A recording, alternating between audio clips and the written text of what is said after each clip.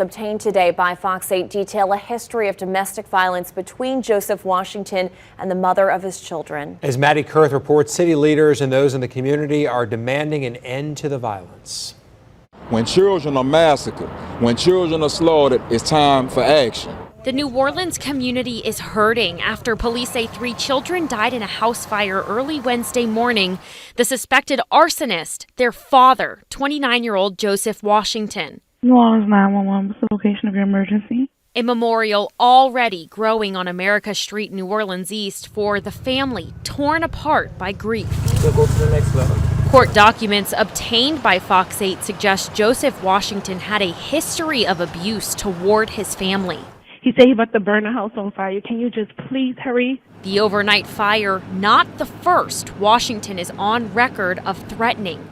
In a divorce filing from more than 4 years ago, Washington's now ex-wife and the mother of his kids describes being dragged and strangled by the man. These documents tell a story from September 2018 where Washington pushed her against a wall and choked her, pushed her down to a couch and choked her again while she was holding their infant child. It goes on to detail Washington dragging his ex-wife by the neck to their bedroom where he searched for his gun. The ex-wife tried to escape, but she was dragged back into the room, this time by her hair.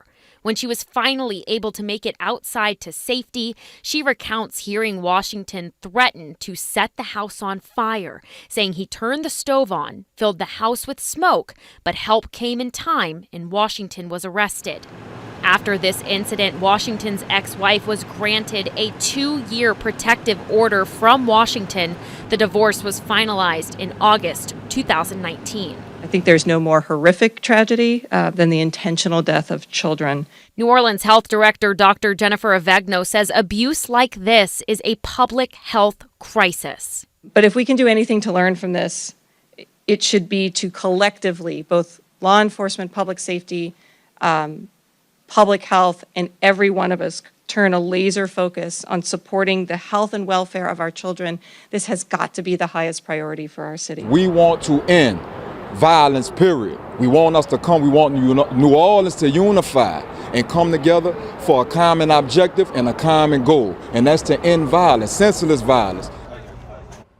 Dr. Avegno says her office will tomorrow present the findings of the first domestic violence fatality review to City Council. She says the city needs a stronger prevention and safety net to complement the hard work of public safety officials. Lee?